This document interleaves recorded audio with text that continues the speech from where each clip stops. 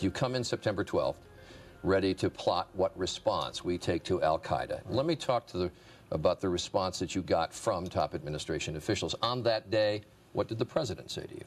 The president, in a very intimidating way, left us, me and my staff, with the clear indication that he wanted us to come back with the word that there was an Iraqi hand behind 9/11, because they had been planning to do something about Iraq from before the time they came into office. Did he ask about any other nations other than Iraq?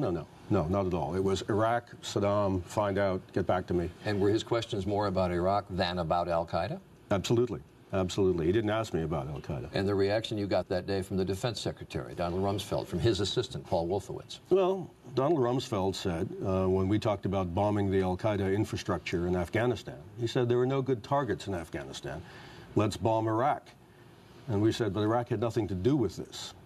And that didn't seem to make much difference. And the reason they had to do Afghanistan first was it was obvious that al-Qaeda had attacked us, and it was obvious that al-Qaeda was in Afghanistan. The American people wouldn't have stood by if we had done nothing on Afghanistan.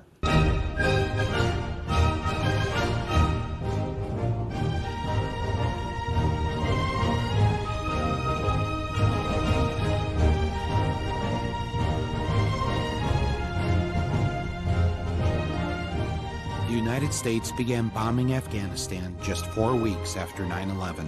Mr. Bush said he was doing so because the Taliban government of Afghanistan had been harboring bin Laden. We will smoke them out of their holes. We're going to smoke them out. Smoke them out. We'll smoke him out of his cave. Let's rush him and smoke him out. For all his tough talk, Bush really didn't do much. But what they did was slow and small. They put only 11,000 troops into Afghanistan. There are more police here in Manhattan, than there are U.S. troops in Afghanistan. Basically, the president botched the response to 9/11. He should have gone right after bin Laden. The U.S. Special Forces didn't get into the area where bin Laden was for 2 months. 2 months? A mass murderer who attacked the United States was given a 2-month head start? Who in their right mind would do that? Hey, anybody say nice shot? Nice shot. Hell of a shot. Or was the war in Afghanistan really about something else? Perhaps the answer was in Houston, Texas. In 1997, while George W. Bush was governor of Texas, a delegation of Taliban leaders from Afghanistan flew to Houston to meet with UNICAL executives to discuss the building of a pipeline through Afghanistan, bringing natural gas from the Caspian Sea. And who got a Caspian Sea drilling contract the same day UNICAL signed the pipeline deal? A company headed by a man named Dick Cheney, Halliburton. From the point of view of the U.S. government, this was kind of a magic pipeline because it could serve so many purposes. And who else stood to benefit from the pipeline? Bush's #1 campaign contributor, Kenneth Lay, and the good people of Enron.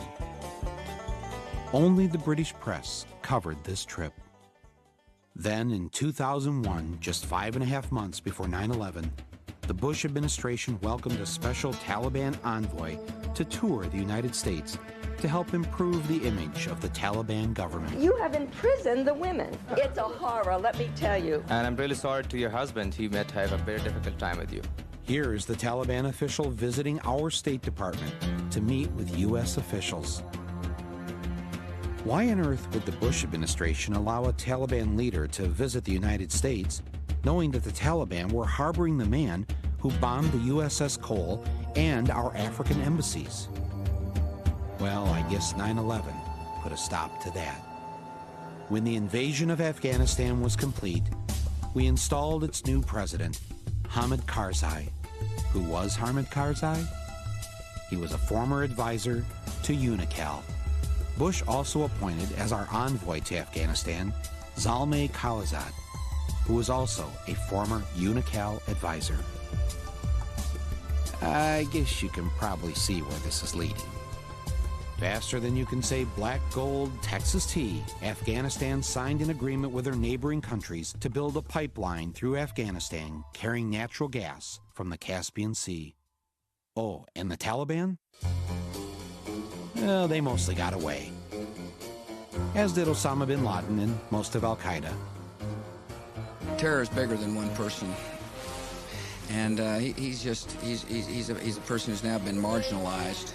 So I don't know where he is. Nor do, you know, I just don't spend that much time on him, Kelly, to be honest with you. Didn't spend much time on him? What kind of president was he? I'm a war president. I make decisions here in the Oval Office in foreign policy matters with war on my mind. With the war in Afghanistan over and bin Laden forgotten, the war president had a new target.